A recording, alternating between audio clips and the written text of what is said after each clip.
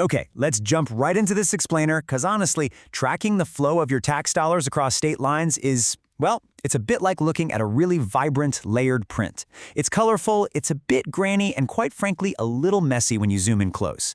Today, we're unpacking the great fiscal divide in the United States, zeroing in on exactly how money moves between the federal government and states of different political leanings.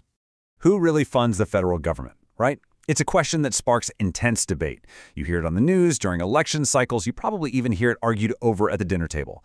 But today, we're leaving the politics at the door. We are focusing entirely on the objective data, specifically the balance of payments. Put simply, that's just tracking the total amount of tax dollars a state sends to D.C. versus the total amount of federal funding that state actually gets back. So, to really understand the mechanics behind all this money, we'll hit 4 key areas. First, the great fiscal divide. Then, tracking the tax dollars. Next, what drives the imbalance. And finally, the final balance. All right, let's kick things off with Section 1, the Great Fiscal Divide, Red Reliance and Blue Revenue. When you start tracking the money, a really consistent, almost stark contrast emerges based on political leanings. Democratic-led or blue states generally end up paying more into the federal system than they receive back in funding. Meanwhile, Republican-led or red states exhibit the exact opposite pattern. They tend to receive more federal money back relative to what they actually contribute in taxes.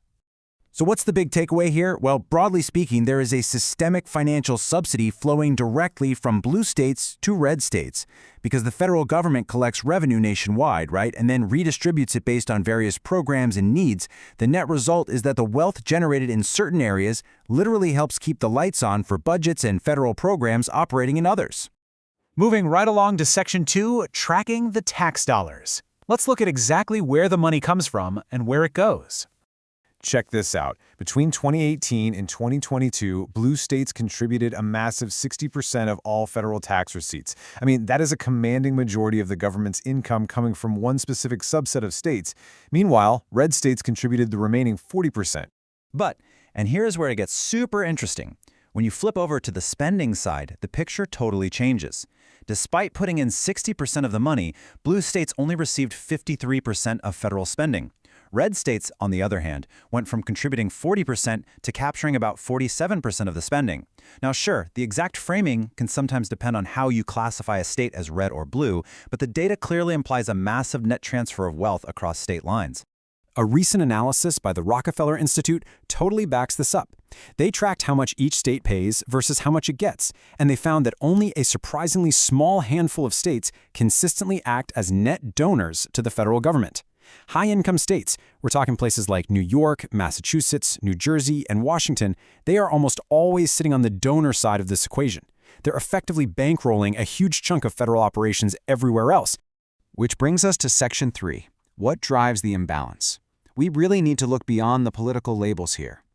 36.4%. That number is just huge. To grasp the sheer scale of this interdependence, Pew data shows that in fiscal year 2022, federal funds made up more than a third, 36.4%, of state revenue nationally. Just think about that for a second. More than a third of the money states use just to function comes directly from the federal government. And for some states, they are deeply dependent on this flow of cash. In places like Louisiana, Alaska, and Arizona, federal dollars make up roughly half of all state revenue. Literally 50 cents of every dollar running their state governments is coming straight from Washington. This level of reliance isn't just a footnote, it's a defining feature of their local economies. But you gotta ask, why does the money flow there? Well, the reality is that federal money legally follows specific geographic and demographic needs. It's not a political popularity contest. It goes toward agriculture support in farming states. It goes toward disaster relief in areas prone to hurricanes or wildfires. It funds military bases, which happen to be heavily concentrated in the South and in rural areas. And crucially, it funds Medicaid and safety net aid. Let's compare how this actually plays out regionally. Yes, okay, large states like New York and California receive high total amounts of Medicaid funds simply because of their massive populations. But because they have very large, wealthy local tax bases, meaning they have way more high-income earners and highly valued property to tax, they aren't federally dependent in terms of overall percentages. On the flip side, poor southern or rural states have much smaller local tax bases, so those federal funds end up representing a drastically higher share of their overall state budget. Ultimately, it boils down to poverty levels, demographics, and strict federal policy formulas. That's what dictates where this money legally has to go. These formulas, they completely ignore red or blue borders. If a state has a higher poverty rate, the federal government is legally obligated to send more safety net funding there, period. It absolutely doesn't matter how that state votes in a presidential election. Okay, let's wrap this up with Section 4, the final balance. What is the long-term trend here? If you strip away all the noise, the rhetoric, and all the political posturing, a really clear conclusion emerges from decades of data.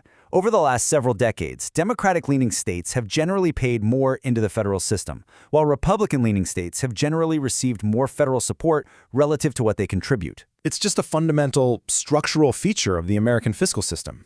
So when you realize how interconnected the map truly is, you really have to wonder, does understanding the math behind our money change the way we view our political neighbors? We are all bound together by this massive, incredibly complex financial web. Knowing that some states generate the wealth while others rely on it to function, how does this fiscal interdependence impact our national unity? It's a fascinating question, and one I really hope this explainer has given you the hard data to think about a little more deeply.